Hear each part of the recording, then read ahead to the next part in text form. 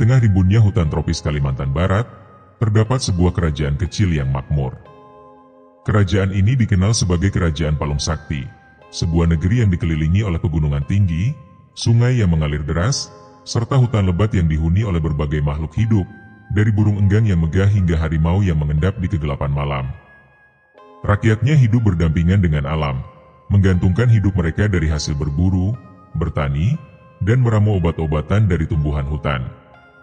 Raja dari Kerajaan Palung Sakti adalah seorang pemimpin yang bijaksana, tetapi juga keras dan berpegang teguh pada adat. Sang raja memiliki seorang putri yang sangat cantik bernama Dara Rembulan. Nama itu diberikan kepadanya karena wajahnya yang bersinar seperti bulan purnama, dengan kulit halus seputih bunga melati dan mata bercahaya seperti bintang di langit malam. Setiap orang yang melihatnya akan terpesona oleh kecantikannya, tetapi lebih dari itu, Dara Rembulan juga dikenal sebagai gadis yang baik hati, lembut, dan penuh kasih sayang. Keindahan Dara Rembulan menjadi buah bibir, tidak hanya di kalangan rakyatnya tetapi juga di kerajaan-kerajaan tetangga. Banyak pangeran dan bangsawan dari berbagai penjuru datang untuk meminangnya, tetapi belum ada satupun yang berhasil merebut hatinya. Baginya, cinta bukan hanya soal status dan kekayaan, tetapi tentang perasaan yang tulus. Namun, pemikiran seperti itu bertentangan dengan adat istiadat kerajaan. Sebagai seorang putri, pernikahannya bukanlah hal yang bisa ia tentukan sendiri. Di tengah kehidupan yang megah di istana, Dara Rembulan justru lebih senang menghabiskan waktu di luar. Ia sering pergi ke hutan, menyusuri tepian sungai, mendaki bukit, dan menikmati keindahan alam yang terbentang luas. Ia percaya bahwa alam adalah tempat di mana manusia bisa menemukan kedamaian sejati. Namun, di balik semua keindahan yang ia nikmati, takdir telah menuliskan kisahnya dengan jalan yang penuh liku dan kesedihan. Suatu hari, saat sedang berjalan di tepi sungai, Dara Rembulan melihat seorang pemuda Dayak sedang berburu. Pemuda itu memiliki tubuh tegap, kulitnya kecoklatan karena sering terkena sinar matahari, dan matanya tajam seperti elang. Ia bergerak dengan lincah di antara pepohonan, melompat dengan cekatan dari satu batu ke batu lainnya, seolah-olah ia adalah bagian dari alam itu sendiri. Dara Rembulan merasa penasaran dan mengamatinya dari kejauhan. Pemuda itu bernama Bintang Jatuh, seorang pemburu dari suku Dayak yang tinggal di pedalaman hutan. Ia dikenal sebagai pemuda yang cerdas dan berani, serta memiliki hubungan yang erat dengan alam. Ia bisa memahami tanda-tanda alam, mengetahui kapan hujan akan turun, serta membaca jejak hewan dengan keakuratan yang luar biasa. Bintang Jatuh juga memiliki hati yang baik dan selalu membantu siapapun yang membutuhkan, termasuk para penduduk desa yang kesulitan mencari makanan atau obat-obatan dari hutan. Pertemuan pertama itu hanyalah awal dari kisah panjang mereka. Tanpa disadari, perasaan mulai tumbuh di hati Dara Rembulan. Ia terpesona oleh ketulusan dan kebijaksanaan Bintang Jatuh, sementara sang pemuda kagum pada kelembutan serta kecerdasan putri kerajaan itu. Namun, mereka sadar bahwa dunia mereka sangat berbeda. Dara Rembulan adalah seorang putri yang hidup di istana megah, sementara Bintang Jatuh hanyalah seorang rakyat biasa yang tinggal di gubuk sederhana di tepi hutan. Meskipun begitu, cinta mereka tak bisa dibendung. Dara Rembulan sering mencari alasan untuk pergi ke hutan, berharap bisa bertemu Bintang Jatuh. Mereka berbagi cerita tentang kehidupan mereka, tertawa bersama, dan menikmati momen-momen sederhana yang bagi mereka jauh lebih berharga daripada kemewahan istana. Namun, cinta yang mereka sembunyikan tidak akan bisa terus bersembunyi selamanya. Takdir telah menuliskan jalan mereka, dan sebentar lagi, bayang-bayang gelap akan mengancam kebahagiaan mereka. Waktu terus berjalan, dan cinta antara Dara Rembulan serta Bintang Jatuh semakin tumbuh subur seperti hutan Kalimantan yang tak tersentuh. Mereka sering bertemu secara diam-diam di tepi sungai atau di bawah naungan pepohonan tinggi yang menjulang ke langit. Namun, tanpa mereka sadari, takdir perlahan mulai membawa badai ke dalam kehidupan mereka. Suatu hari, utusan kerajaan datang dengan kabar penting. Seorang pangeran dari negeri seberang, Pangeran Bujangga, mengirim surat kepada Raja Palung Sakti, meminta izin untuk datang melamar putrinya, Dara Rembulan. Pangeran Bujangga bukanlah orang biasa. Ia adalah putra dari Kerajaan Serindang Guntur, sebuah negeri besar yang terkenal karena kekuatan militernya. Banyak kerajaan kecil bergantung pada Serindang Guntur untuk perlindungan dari ancaman luar. Berita ini disambut dengan penuh sukacita oleh raja dan ratu. Bagi mereka, pernikahan dengan Pangeran Bujangga akan menjadi keuntungan besar bagi kerajaan Palung Sakti. Selain memperkuat aliansi politik, hubungan ini juga akan menjamin kestabilan dan kemakmuran bagi rakyat mereka. Tanpa ragu, raja segera mengirimkan utusan untuk menyambut kedatangan pangeran tersebut. Seminggu kemudian, rombongan Pangeran Bujangga tiba di kerajaan dengan kemegahan yang luar biasa. Puluhan prajurit berkuda mengiringi kereta emasnya, sementara panji-panji kerajaan berkibar gagah di sepanjang jalan masuk istana. Rakyat berbondong-bondong ke alun-alun untuk menyaksikan kedatangannya. Saat turun dari keretanya, Pangeran Bujangga segera menarik perhatian semua orang. Ia adalah pria gagah dengan sorot mata tajam, tubuh tegap, dan pakaian yang dihiasi dengan perhiasan emas dan batu mulia. Keanggunannya memancarkan kewibawaan seorang pemimpin besar. Namun, di balik pesonanya, ada sesuatu yang tak terlihat oleh rakyat, ambisi yang membara. Di dalam istana, jamuan besar digelar untuk menyambut sang pangeran.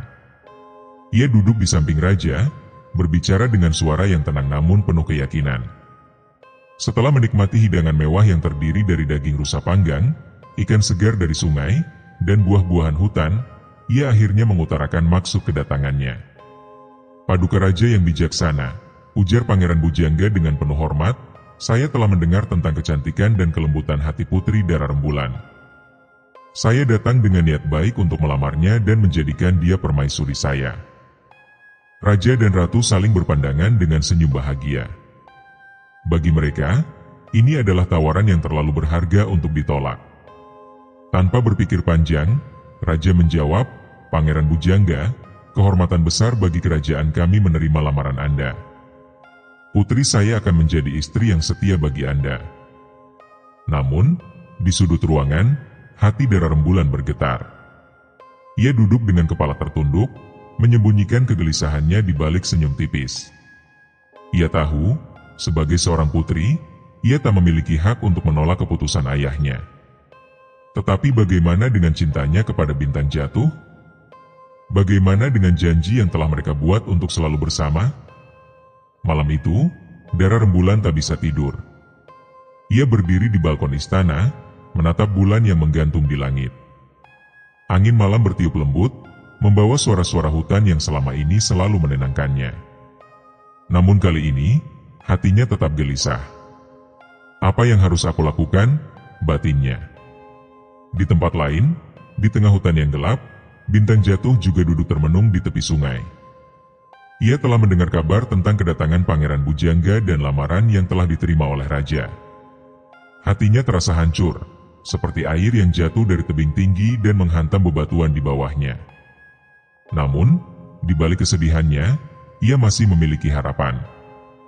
Ia percaya bahwa cinta mereka lebih kuat dari segalanya. Tanpa ragu, Bintang Jatuh memutuskan untuk menemui Dara Rembulan. Di malam yang sunyi itu, mereka bertemu di tempat biasa, di bawah pohon besar yang telah menjadi saksi bisu kisah cinta mereka. Mata mereka saling menatap, penuh kesedihan dan ketidakpastian. "Aku tidak bisa menikah dengan Pangeran Bujangga," bisik Dara Rembulan dengan suara lirih. "Hatiku hanya untukmu, Bintang Jatuh." Bintang Jatuh menggenggam tangan Dara Rembulan dengan erat. "Aku akan melakukan apapun untuk kita. Jika perlu, aku akan berbicara langsung dengan raja dan membuktikan bahwa cintaku padamu tulus." Dara Rembulan tersenyum kecil, tetapi ia tahu bahwa dunia mereka terlalu berbeda. Bagaimana mungkin ayahnya mengizinkan seorang pemburu sederhana menikahi putri kerajaan? Tanpa mereka sadari, seseorang telah mengintai mereka dari balik pepohonan. Salah satu prajurit istana yang setia kepada Pangeran Bujangga telah melihat semuanya. Tanpa menunggu lama, ia segera kembali ke istana untuk melaporkan apa yang telah terjadi. Pagi itu, sebelum matahari naik ke puncaknya, kabar tentang pertemuan rahasia Dara Rembulan dan Bintang Jatuh telah sampai ke telinga raja. Amarahnya meledak. "Sungguh memalukan. Putri dari kerajaan ini berani mencintai rakyat jelata," teriak raja, membanting pialanya hingga pecah.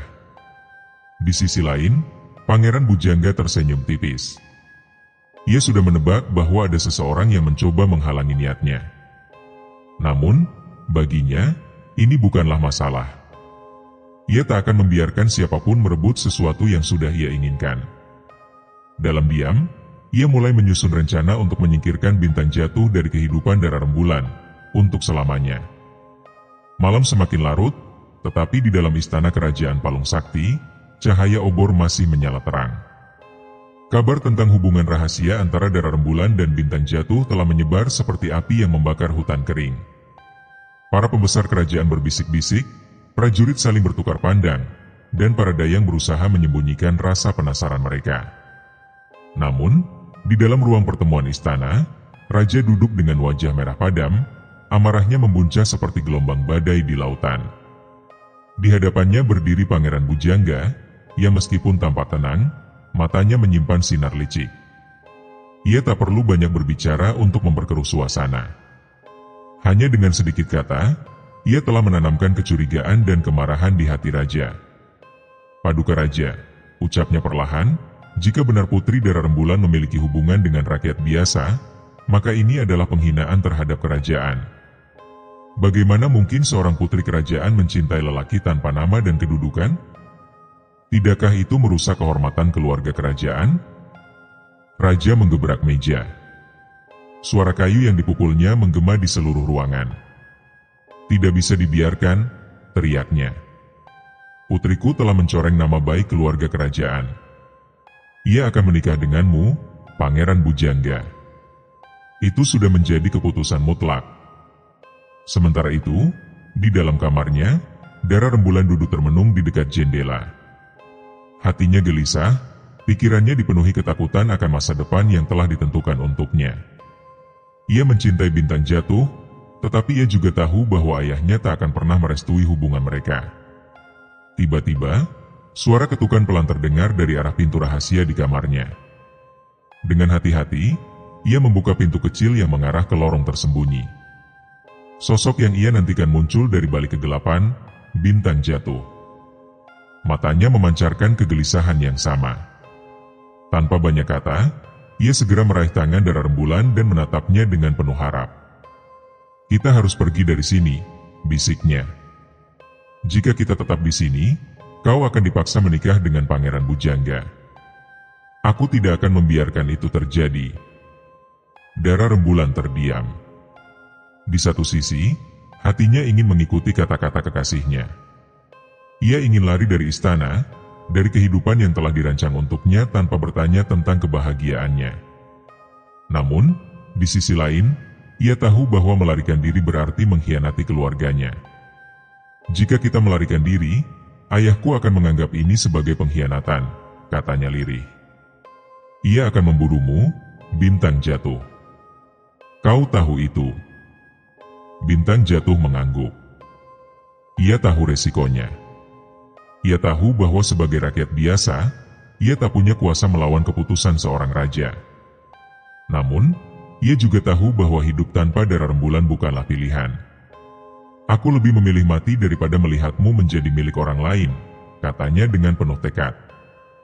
Air mata menggenang di mata Dara Rembulan. Ia tahu, cinta mereka berada di ujung tanduk. Tanpa mereka sadari, percakapan mereka telah didengar oleh seseorang yang bersembunyi di balik bayang-bayang istana. Seorang prajurit yang setia kepada Pangeran Bujangga telah menguping dan segera bergegas menuju ruang pertemuan untuk menyampaikan laporan. Tak butuh waktu lama, pasukan kerajaan telah diperintahkan untuk mengepung pintu keluar rahasia itu. Ketika Dara Rembulan dan Bintang Jatuh mencoba melarikan diri melalui lorong rahasia, mereka dihadang oleh puluhan prajurit bersenjata tombak. Tangkap mereka, suara keras seorang panglima perang menggema. Bintang Jatuh segera menarik Dara Rembulan ke belakang, melindunginya dari para prajurit. Ia tahu bahwa melawan mereka semua adalah hal yang mustahil, tetapi ia tidak akan menyerah begitu saja. Dengan cekatan, ia mengambil belati yang selalu ia bawa dan bersiap untuk bertarung. Satu persatu prajurit mencoba menyerangnya, namun dengan keahlian berburu dan berkelahi yang ia miliki, ia berhasil menghindari serangan mereka. Namun, jumlah lawan terlalu banyak. Sebuah tombak meluncur ke arahnya, nyaris mengenai dadanya. Darah rembulan menjerit, tetapi sebelum ia bisa berbuat sesuatu, seseorang menamparnya hingga ia jatuh tersungkur ke lantai. Saat ia mendongak, Pangeran Bujangga telah berdiri di hadapannya dengan senyum penuh kemenangan. "Kau tidak akan kemana-mana, putri," katanya dingin. Dengan satu gerakan tangan, ia memerintahkan para prajuritnya untuk menangkap Bintang Jatuh.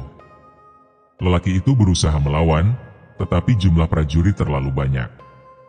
Dalam sekejap, ia dijatuhkan ke tanah, tangannya diikat, dan tubuhnya dipukul tanpa ampun.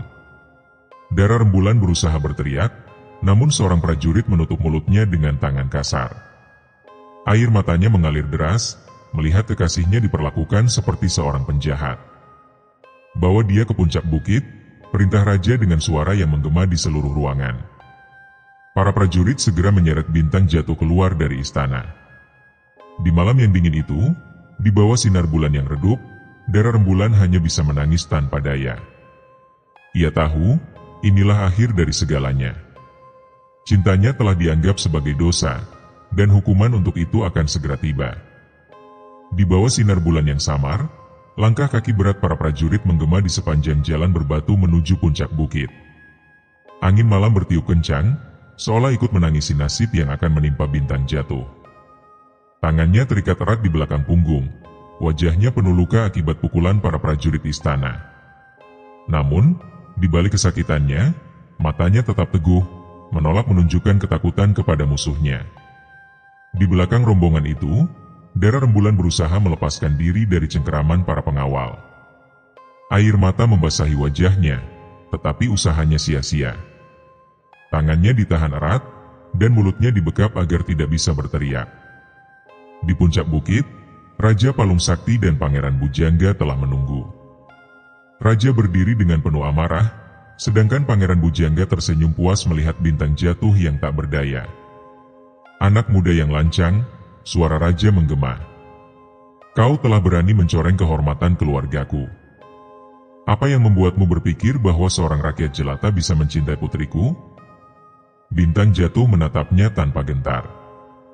"Aku mencintai darah rembulan dengan segenap hatiku, Paduka. Cinta kami tulus, bukan karena harta atau tahta."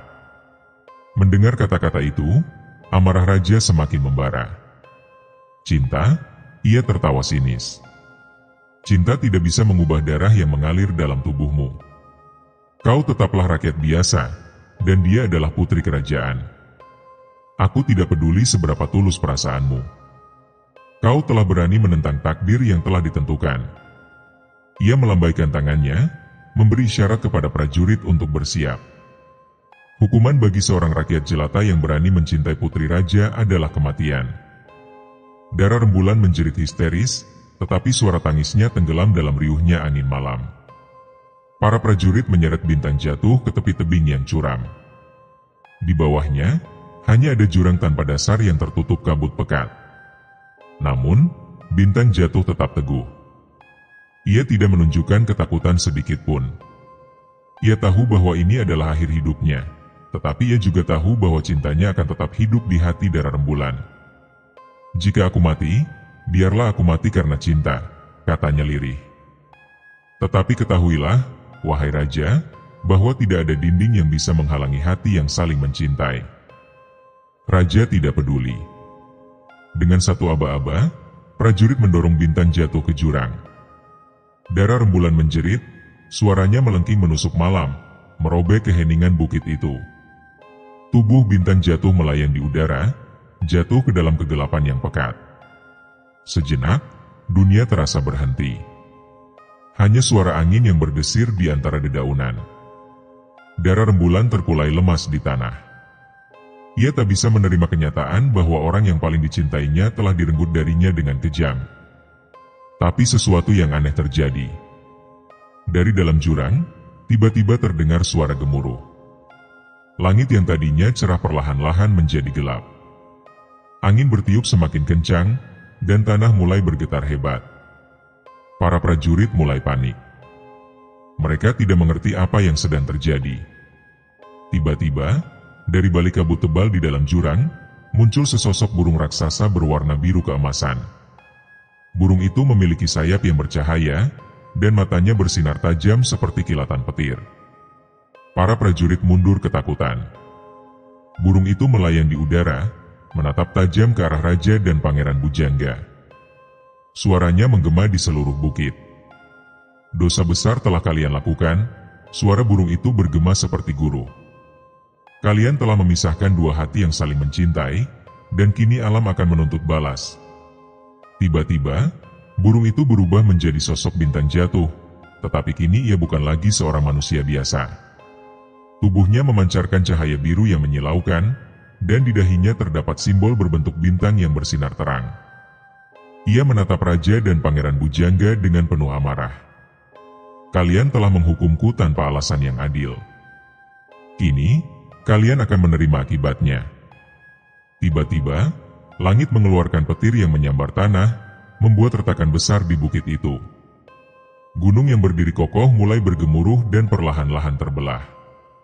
Pangeran Bujangga berusaha melarikan diri, tetapi tanah di bawahnya runtuh. Ia jatuh ke dalam lubang besar yang tiba-tiba terbuka, menelan dirinya tanpa jejak.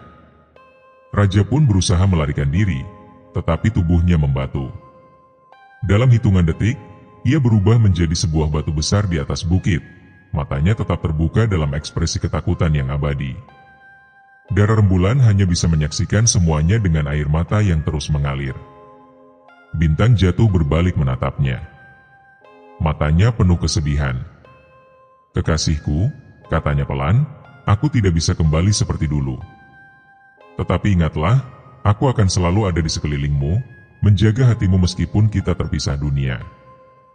Ia perlahan-lahan terangkat ke langit, berubah menjadi cahaya biru yang menyatu dengan bintang-bintang di angkasa. Dara Rembulan menangis terseduh-seduh. Ia merasa separuh jiwanya telah pergi. Namun, keajaiban belum berakhir. Gunung yang tadi terbelah kini menjulang tinggi, berubah menjadi Gunung Palung, sebagai tanda bahwa cinta sejati tidak akan pernah benar-benar mati. Dara Rembulan menghabiskan sisa hidupnya di kaki gunung itu, berdoa dan menanti keajaiban. Setiap malam, ia memandang bintang yang paling terang di langit, percaya bahwa itu adalah bintang jatuh yang masih setia menunggunya di dunia lain. Dan sejak saat itu, Gunung Palung menjadi saksi bisu cinta yang terlarang, cinta yang telah dikutuk oleh manusia tetapi diberkati oleh alam. Hari-hari berlalu sejak peristiwa mengerikan di puncak bukit. Gunung Palung kini berdiri megah, dengan puncaknya yang menjulang seolah menyentuh langit. Tak ada yang berani mendekati tempat itu pada malam hari. Para penduduk desa percaya bahwa suara angin yang menderu di puncaknya adalah tangisan Dara Rembulan yang masih menunggu kehadiran kekasihnya. Di kaki gunung, Dara Rembulan menjalani hidupnya dalam kesunyian. Sejak kehilangan bintang jatuh, ia menolak kembali ke istana. Ia menanggalkan gelarnya sebagai putri kerajaan dan memilih tinggal bersama para petapa yang hidup sederhana di hutan. Ia menghabiskan hari-harinya dengan berdoa, menatap langit, dan berharap suatu hari ia bisa bersatu kembali dengan kekasihnya. Namun, meskipun bertahun-tahun telah berlalu, ia tetaplah seorang manusia. Tubuhnya mulai lemah, rambutnya yang dulu hitam legam perlahan memutih.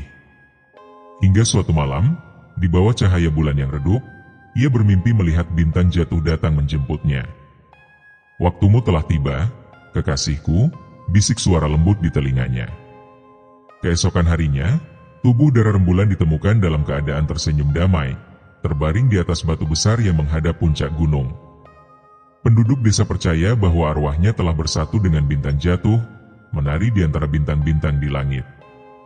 Sejak saat itu, kisah mereka menjadi legenda yang diwariskan dari generasi ke generasi. Gunung yang hidup. Namun, cerita tidak berakhir di sana. Penduduk sekitar percaya bahwa Gunung Palung bukanlah gunung biasa. Mereka mengatakan bahwa gunung ini memiliki roh, seolah-olah nyawa bintang jatuh masih bersemayam di dalamnya. Beberapa pemburu sering melaporkan mendengar suara bisikan di tengah malam, suara yang menyerupai seorang lelaki yang memanggil nama kekasihnya. Ada pula yang melihat cahaya biru berkilauan di puncak gunung pada malam tertentu. Mereka percaya itu adalah roh bintang jatuh yang masih menunggu Dara Rembulan. Tidak hanya itu, ada kepercayaan bahwa siapapun yang naik ke puncak Gunung Palung dengan niat buruk akan tersesat dan tidak pernah kembali. Beberapa pendaki yang pernah mencoba naik tanpa izin adat mengaku melihat bayangan hitam yang mengikuti mereka, membuat mereka kehilangan arah. Sebaliknya, bagi mereka yang datang dengan hati yang tulus, gunung ini menjadi tempat perlindungan. Para tetua desa mengajarkan bahwa Gunung Palung akan melindungi siapa saja yang memiliki hati yang penuh cinta, sebagaimana alam telah melindungi cinta sejati bintang jatuh dan darah rembulan. Kutukan yang abadi. Meskipun kerajaan Palung Sakti telah lama runtuh, kisah kutukan Raja Palung Sakti tetap hidup di kalangan penduduk.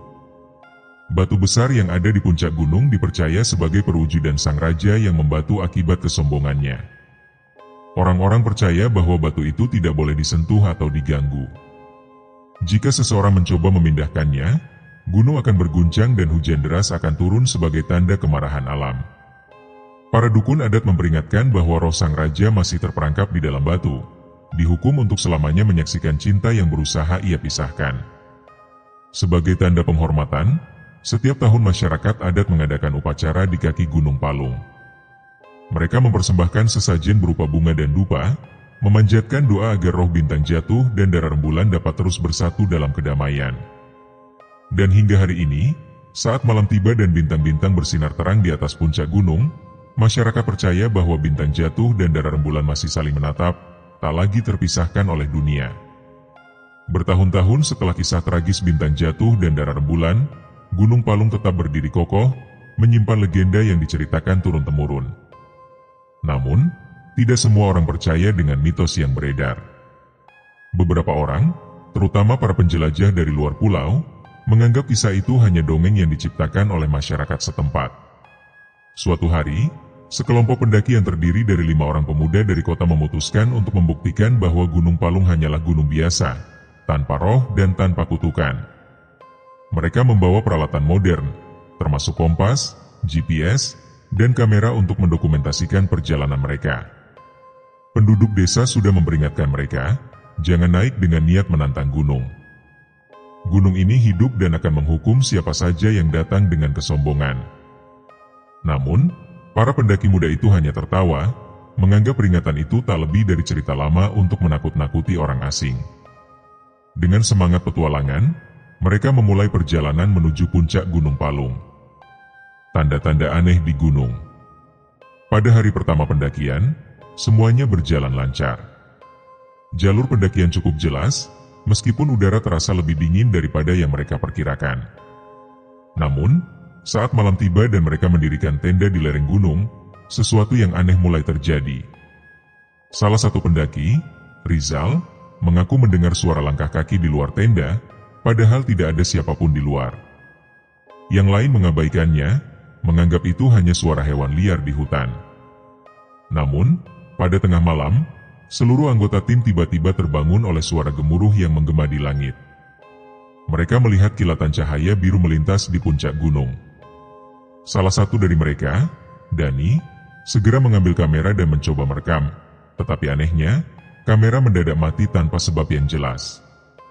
Mereka mulai merasa gelisah, tetapi masih berusaha mengabaikan semua kejadian itu. Hanya fenomena alam biasa, kata salah satu dari mereka, mencoba menenangkan diri. Namun, keanehan tidak berhenti di sana. Hilangnya seorang pendaki. Keesokan harinya, mereka melanjutkan perjalanan menuju puncak. Tapi sesuatu yang mengerikan terjadi. Johnny, salah satu pendaki, tiba-tiba menghilang. Awalnya, mereka mengira ia hanya berjalan lebih cepat atau tertinggal di belakang. Mereka berteriak memanggil namanya, tetapi tidak ada jawaban. Jejaknya pun hilang, seolah-olah ia lenyap begitu saja dari jalur pendakian. Ketegangan mulai meningkat. Rasa takut mulai merayap di hati mereka. Kita harus turun sekarang juga, kata Satria, pemimpin kelompok. Ini bukan lagi sekadar petualangan. Namun, ketika mereka mencoba kembali ke jalur semula, mereka justru tersesat.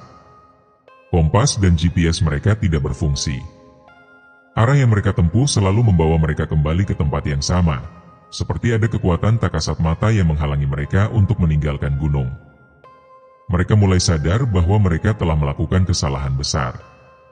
Mereka telah menantang gunung yang selama ini dipercayai sebagai tempat suci. Pertemuan dengan roh gunung. Saat malam kembali tiba, mereka mencari tempat berlindung di bawah sebuah batu besar. Di sanalah mereka mengalami kejadian yang tak bisa dijelaskan dengan logika. Udara mendadak menjadi sangat dingin.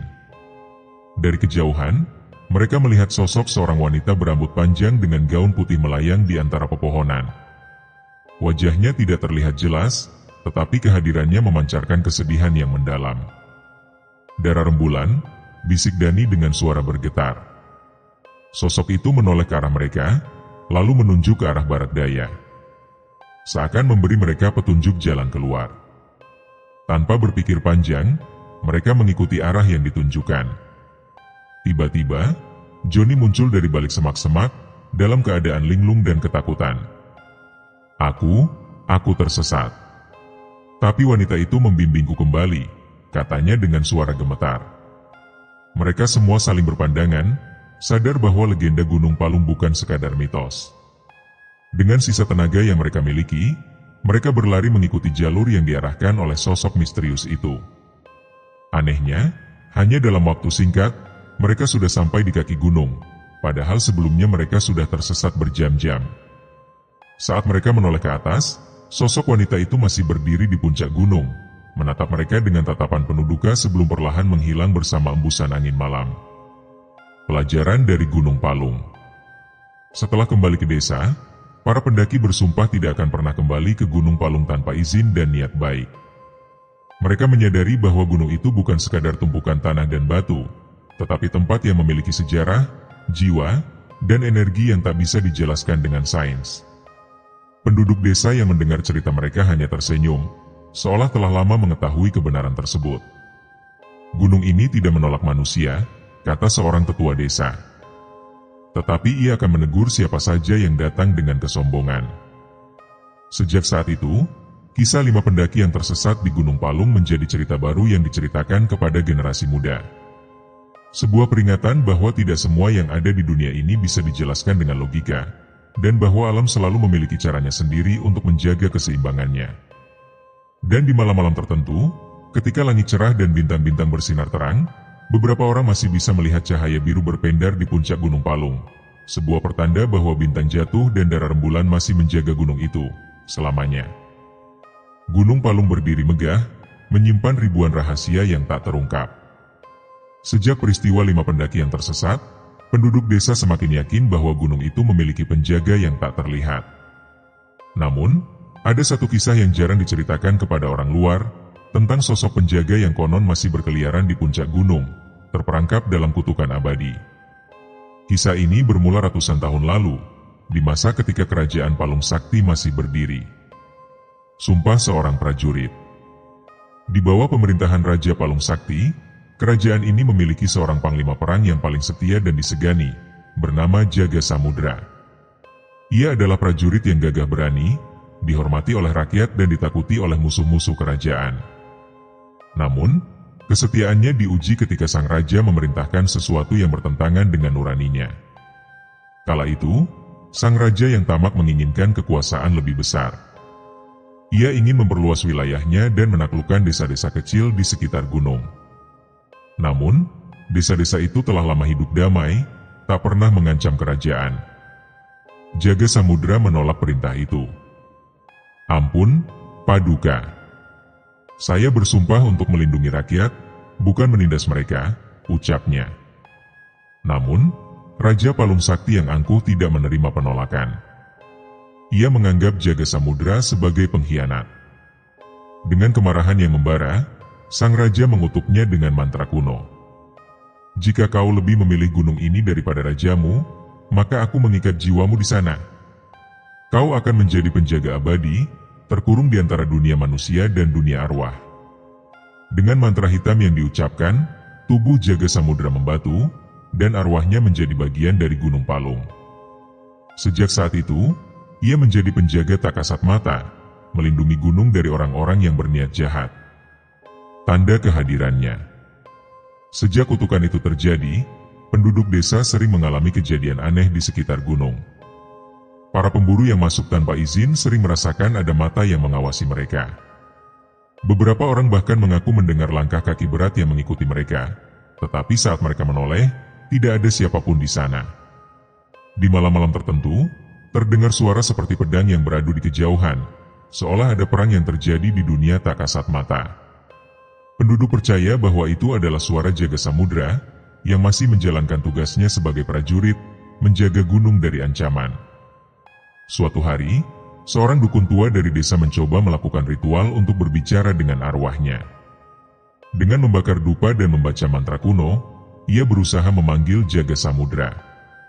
Malam itu, angin berembus kencang, dan dari dalam kabut, terdengar suara yang berat dan dalam. "Aku masih di sini, menjaga gunung ini hingga akhir waktu." Dukun itu tersentak. Ia tahu bahwa kutukan yang menimpa jaga samudra tidak bisa dipatahkan dengan mudah. Orang-orang yang hilang.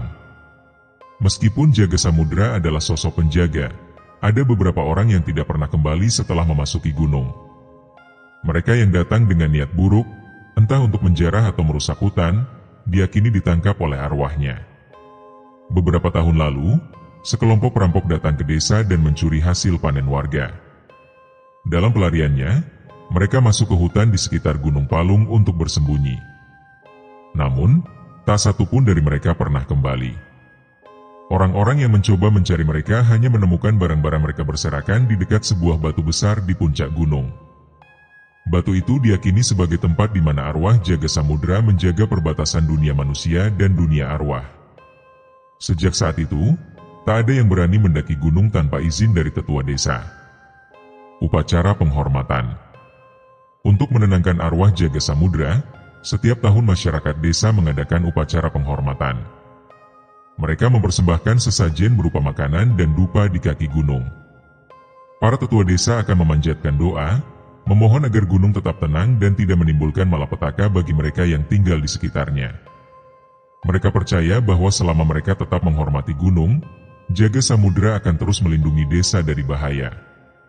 Namun, jika suatu hari ada orang yang berani menodai tempat suci ini, maka arwahnya akan bangkit, menuntut keadilan dengan caranya sendiri. Malam yang berbeda. Suatu malam, seorang pemuda desa bernama Arman mencoba menguji keberanian. Ia tidak percaya dengan semua cerita itu dan memutuskan untuk naik ke puncak sendirian. Dengan membawa senter dan pisau kecil, ia mendaki tanpa izin dan tanpa sesajen. Ia menantang gunung dengan sikap sombong. Saat mencapai puncak, ia menemukan sebuah batu besar yang dipercaya sebagai tempat bersemayamnya arwah jaga samudra. Dengan congkak, ia berkata, "Jika kau benar-benar ada, tunjukkan dirimu." Sejenak, hening. Angin berhenti berembus. Malam terasa semakin gelap. Lalu, tiba-tiba, suara langkah kaki berat terdengar di sekelilingnya. Dari balik kabut, muncul bayangan seorang pria tinggi, mengenakan baju besi dan membawa tombak. Wajahnya tidak jelas, tetapi tatapan matanya penuh amarah. Arman membeku ketakutan. Ia ingin berlari, tetapi tubuhnya terasa berat. Sosok itu mendekat dan berbisik dengan suara seram. "Pergilah, atau kau akan menjadi bagian dari gunung ini." Dengan seluruh tenaga yang tersisa, Arman berlari turun gunung. Ia jatuh beberapa kali, lututnya berdarah, tetapi ia tidak peduli. Keesokan paginya, penduduk desa menemukannya dalam keadaan lemas di kaki gunung. Sejak saat itu, ia tidak pernah berbicara lagi tentang Gunung Palung. Beberapa orang percaya bahwa jaga samudra telah memperingatkannya. Akhir yang belum selesai. Hingga kini, Gunung Palung tetap berdiri dengan segala misterinya. Penduduk desa tidak pernah melupakan kisah jaga samudra, sang prajurit yang setia tetapi dikutuk. Beberapa orang masih melaporkan melihat sosok prajurit berjubah besi di malam-malam tertentu. Apakah jaga samudra masih menjaga gunung ini? Ataukah ia masih menunggu seseorang yang bisa membebaskannya dari kutukan abadi? Jawabannya tetap menjadi misteri yang belum terpecahkan. Di perairan Kalimantan Barat, terdapat sebuah pulau kecil yang disebut Pulau Karamat. Pulau ini ditumbuhi hutan lebat dan dikelilingi oleh batu-batu karang yang tajam. Tidak banyak yang berani menginjakan kaki di sana, karena masyarakat setempat percaya bahwa pulau ini dikutuk oleh seorang pertapa sakti yang pernah hidup di sana berabad-abad lalu. Mereka yang mencoba memasuki pulau tanpa izin sering mengalami kejadian aneh. Ada yang hilang tanpa jejak, ada yang kembali dengan kondisi linglung, bahkan ada yang tiba-tiba jatuh sakit tanpa sebab yang jelas. Namun, di balik misteri itu, ada kisah lama yang diwariskan turun-temurun, kisah tentang kutukan sang pertapa. Asal-usul Pulau Karamat. Dahulu kala, pulau ini adalah tempat tinggal seorang pertapa sakti bernama Ki Barak Panawa. Ia adalah seorang bijak yang mengasingkan diri dari hiruk-pikuk dunia untuk mencari pencerahan spiritual. Pulau itu, yang dulu disebut Pulau Panawa, adalah tempat yang damai. Burung-burung berterbangan dengan bebas, air lautnya jernih, dan tanahnya subur. Ki Barak Panawa sering membantu nelayan yang tersesat di laut atau memberikan obat kepada orang sakit yang datang kepadanya. Namun, kedamaian itu hancur ketika sekelompok perompak datang ke pulau tersebut. Mereka adalah bajak laut yang haus akan harta dan kekuasaan. Mereka mendengar bahwa Ki Barak Panawa menyimpan benda-benda pusaka yang memiliki kekuatan besar. Dengan penuh kesombongan, mereka mendarat di pantai pulau itu dan mulai menghancurkan segala yang mereka temui. Mereka menebang pohon, membakar gubuk kecil milik Ki Barak Panawa, dan menangkap penduduk yang tinggal di sekitar pulau untuk dijadikan budak. Ki Barak Panawa yang melihat semua itu hanya bisa menghela napas. Ia tahu bahwa kekuatan sejati bukanlah kekerasan, tetapi kebijaksanaan. Namun, kali ini, ia tidak bisa tinggal diam. Dengan suara tenang, ia berkata kepada pemimpin perompak, Rangga Laut, "Pergilah dari sini. Pulau ini bukan tempat untuk orang sepertimu." Namun, Rangga Laut hanya tertawa. "Kau cuma seorang pertapa tua. Apa yang bisa kau lakukan?" katanya sambil menghunus pedang. Ki Barak Panawa menatapnya dengan mata tajam. "Aku tidak ingin menggunakan kekuatanku untuk mencelakakan siapapun. Tapi jika kau terus merusak pulau ini, maka kau akan menerima akibatnya." Rangga Laut tak menggubris peringatan itu. Ia mengayunkan pedangnya ke arah Ki Barak Panawa. Namun, sebelum pedangnya menyentuh tubuh sang pertapa, sebuah kekuatan tak terlihat menghentikannya. Tubuhnya mendadak terasa berat, dan tanah di bawahnya mulai bergetar. Langit yang semula cerah tiba-tiba menjadi gelap. Petir menyambar lautan, ombak bergulung tinggi, dan angin kencang bertiup, membuat kapal perompak yang berlabuh di pantai terombang-ambing. Para perompak mulai ketakutan. Mereka berusaha berlari ke kapal mereka, tetapi ombak besar datang dan menelan kapal-kapal mereka dalam sekejap. Rangga Laut mencoba melawan dengan sisa kekuatannya, tetapi Ki Barak Panawa hanya mengangkat tangannya dan berbisik, "Pulau ini akan menjadi tempat kutukan bagi siapapun yang berniat jahat." Dalam sekejap, tubuh Rangga Laut berubah menjadi batu, berdiri kokoh di tengah hutan pulau itu. Para perompak yang tersisa menjerit ketakutan, tetapi satu persatu mereka pun menghilang, ditelan oleh tanah yang berguncang. Pulau yang terkutuk. Sejak kejadian itu, Pulau Panawa berubah menjadi Pulau Karamat. Hutan yang dulu hijau menjadi gelap dan menyeramkan. Langit di atasnya selalu mendung, dan suara aneh sering terdengar di malam hari. Penduduk desa di pesisir Kalimantan mulai menghindari pulau itu. Bahkan para nelayan yang berlayar di dekatnya sering melihat bayangan hitam berjalan di antara pepohonan. Beberapa tahun kemudian, sekelompok pedagang asing yang tidak percaya dengan kisah tersebut mencoba mendatangi pulau itu untuk mencari harta karun yang konon ditinggalkan oleh para perompak. Namun, mereka tidak pernah kembali. Nelayan yang menemukan perahu mereka hanya melihat kapal kosong tanpa tanda-tanda kehidupan. Barang-barang mereka masih ada, tetapi tak satu pun dari mereka ditemukan. Misteri patung batu. Hingga kini, di tengah Pulau Karamat, masih berdiri sebuah patung batu berbentuk manusia. Penduduk setempat percaya bahwa itu adalah tubuh Rangga Laut yang dikutuk oleh Ki Barak Panawa. Beberapa orang yang berani mendekat mengatakan bahwa mereka mendengar bisikan lirih dari patung tersebut. "Lepaskan aku."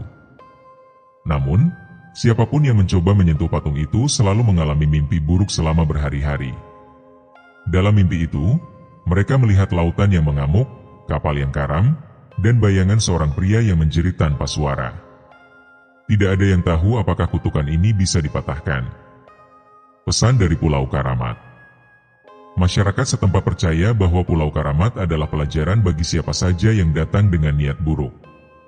Mereka yang menghormati alam dan tidak serakah akan selamat, tetapi mereka yang datang dengan keserakahan akan lenyap tanpa jejak.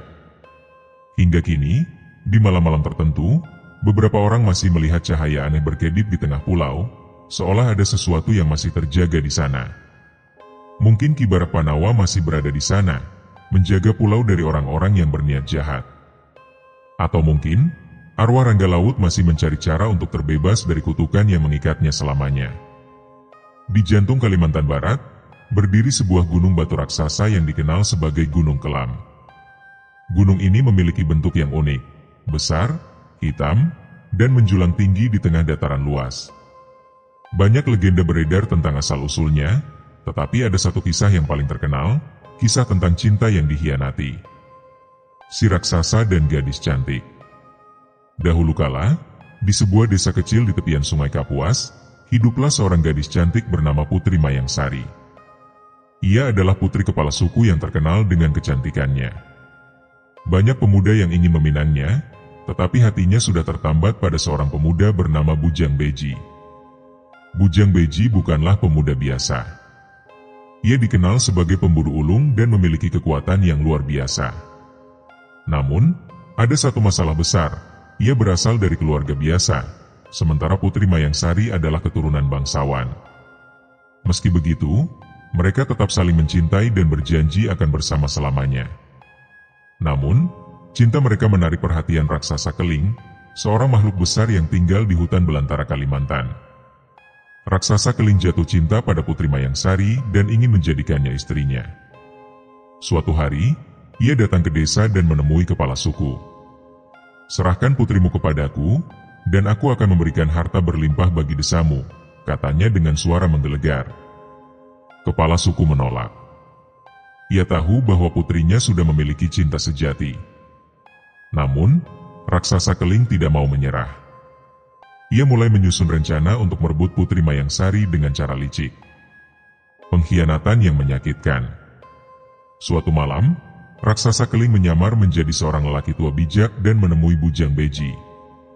"Anak muda, jika kau ingin menikahi Putri Mayang Sari, kau harus membuktikan keberanianmu," katanya. Bujang Beji yang masih muda dan penuh semangat langsung menyanggupi. "Apa yang harus aku lakukan?" tanyanya. Lelaki tua itu tersenyum licik. Di tengah hutan, ada sebuah danau keramat. Jika kau bisa mengambil air dari sana dan membawanya kembali ke desa, maka kau akan mendapat restu untuk menikahi Putri Mayang Sari. Tanpa curiga, Bujang Beji segera berangkat. Ia berjalan jauh ke dalam hutan, mencari danau yang dimaksud. Tetapi, setelah berhari-hari mencari, ia tidak menemukannya. Sementara itu, di desa, raksasa Keling memanfaatkan ketidakhadiran Bujang Beji. Ia menemui kepala suku lagi dan mengatakan bahwa Bujang Beji telah pergi meninggalkan Putri Mayang Sari. Putri Mayang Sari tidak percaya, tetapi ayahnya mulai ragu. Akhirnya, setelah beberapa hari tanpa kabar dari Bujang Beji, kepala suku menerima lamaran raksasa Keling dan menetapkan hari pernikahan. Saat Bujang Beji akhirnya kembali ke desa dengan tangan kosong, ia mendengar kabar buruk itu. Cinta sejatinya akan menikah dengan raksasa. Amarah yang mengubah bumi. Bujang Beji tidak bisa menerima pengkhianatan ini. Dengan kemarahan yang membara, ia berlari ke tengah desa, berteriak memanggil Putri Mayang Sari.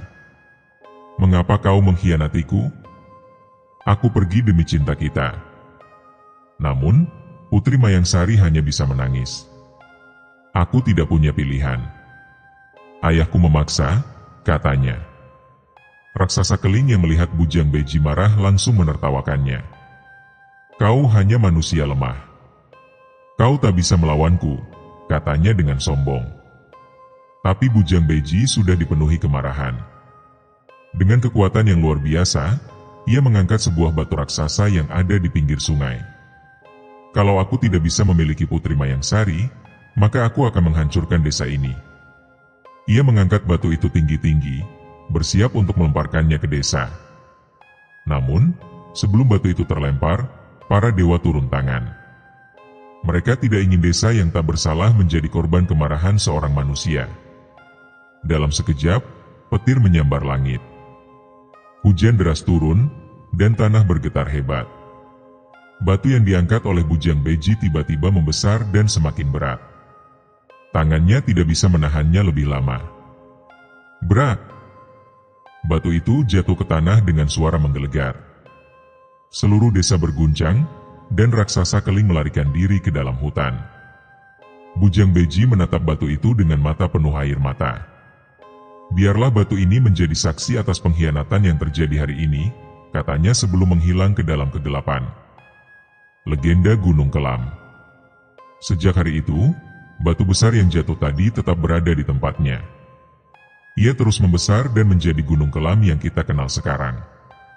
Penduduk percaya bahwa gunung itu adalah perwujudan amarah dan kesedihan Bujang Beji. Mereka juga percaya bahwa di malam-malam tertentu, suara tangisan masih bisa terdengar dari arah gunung, sebuah ratapan dari cinta yang dikhianati. Sementara itu, raksasa keling tidak pernah terlihat lagi. Beberapa orang percaya bahwa ia masih berkeliaran di dalam hutan, takut akan kutukan yang mungkin menimpanya. Sedangkan Putri Mayang Sari, ia menghilang setelah peristiwa itu. Beberapa orang percaya bahwa ia pergi ke gunung dan berubah menjadi roh penjaga, selamanya menyesali keputusannya. Sejak saat itu, Gunung Kelam berdiri sebagai pengingat bahwa cinta sejati tidak seharusnya dikhianati, karena cinta yang tersakiti bisa mengubah dunia. Di lepas pantai Kalimantan Timur, terdapat sebuah pulau indah bernama Pulau Derawan. Pulau ini terkenal dengan airnya yang jernih, terumbu karangnya yang cantik, serta kehidupan laut yang melimpah. Namun, di balik keindahannya, ada legenda kuno yang masih dipercayai oleh masyarakat setempat, kutukan Putri Ular. Dikatakan bahwa dahulu kala, Pulau Derawan adalah kerajaan yang makmur, dipimpin oleh seorang raja yang bijaksana. Namun, keserakahan dan pengkhianatan membawa bencana besar, mengubah nasib kerajaan itu selamanya. Putri dari Lautan. Bertahun-tahun yang lalu, Raja Derawan dan Permaisuri sangat mendambakan seorang anak. Mereka telah lama menunggu, tetapi sang Permaisuri tak kunjung mengandung. Hingga suatu malam, dalam tidurnya, Permaisuri bermimpi bertemu dengan seorang wanita misterius berbaju putih. Wanita itu berkata, akan lahir seorang putri di kerajaanmu.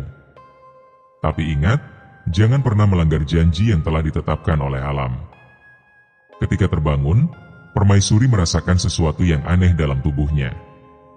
Tak lama setelah itu, ia mengandung. Beberapa bulan kemudian, lahirlah seorang bayi perempuan yang cantik.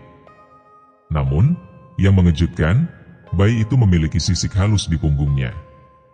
Seorang tabib istana yang bijaksana berbisik kepada raja, ini adalah tanda bahwa sang putri bukanlah anak biasa. Dia memiliki darah dari lautan. Karena takut akan reaksi rakyat, Raja dan Permaisuri merahasiakan keberadaan sisik putri mereka. Mereka menutupinya dengan kain sutra dan memastikan bahwa tak ada seorang pun yang melihatnya. Putri itu kemudian diberi nama Putri Derawan. Pengkhianatan sang raja. Tahun berlalu, Putri Derawan tumbuh menjadi gadis yang sangat cantik. Kecantikannya menyebar ke seluruh negeri, hingga seorang pangeran dari kerajaan seberang datang untuk melamarnya. Raja dan Permaisuri senang, tetapi mereka memiliki ketakutan besar. Bagaimana jika sang pangeran mengetahui rahasia putri mereka? Putri Derawan sendiri tidak tahu tentang kutukan yang diwariskan kepadanya.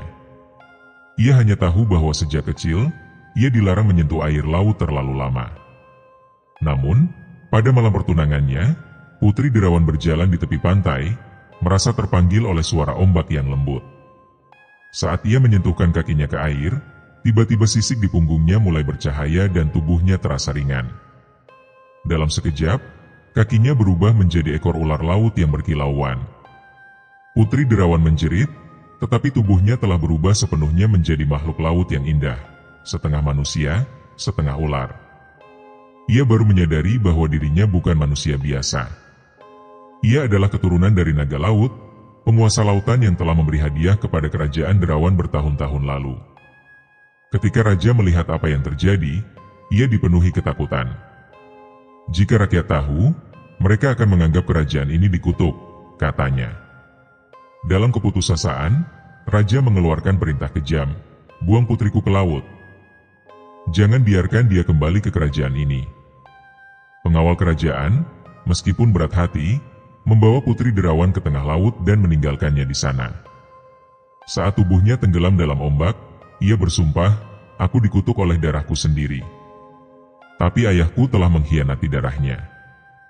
Maka, aku akan menjadi kutukan bagi tanah ini selamanya. Kutukan Putri Ular. Sejak hari itu, kerajaan Derawan mengalami kehancuran. Tanah yang dulu subur mulai tandus. Lautan yang dulu penuh ikan menjadi berkurang hasilnya. Penduduk mulai meninggalkan kerajaan, hingga akhirnya kerajaan itu runtuh dan hanya menyisakan pulau yang kosong. Namun, masyarakat yang tinggal di sekitar Pulau Derawan percaya bahwa roh Putri Derawan masih ada di sana. Kadang-kadang, di malam bulan purnama, beberapa nelayan mengaku melihat sosok perempuan dengan ekor ular berenang di bawah permukaan laut. Mereka yang mencoba menangkap ikan secara serakah atau merusak terumbu karang sering mengalami kejadian aneh. Perahu yang tiba-tiba karam, jaring yang robek, atau hasil tangkapan yang hilang tanpa jejak. Penduduk setempat percaya bahwa ini adalah tanda bahwa Putri Derawan masih menjaga lautan, memastikan bahwa manusia tidak lagi mengulangi kesalahan ayahnya. Pesan dari Pulau Derawan. Hingga kini, Pulau Derawan tetap menjadi salah satu tempat terindah di Kalimantan. Namun, masyarakat percaya bahwa pulau ini harus dihormati. Lautnya tidak boleh dirusak, dan isinya harus dijaga. Mereka yang datang dengan hati tulus akan disambut dengan air laut yang jernih dan kekayaan bawah laut yang melimpah. Namun, mereka yang datang dengan keserakahan mungkin akan merasakan amarah Putri Ular, sang penjaga Pulau Derawan yang tak akan pernah bisa melupakan pengkhianatan yang dilakukan kepadanya.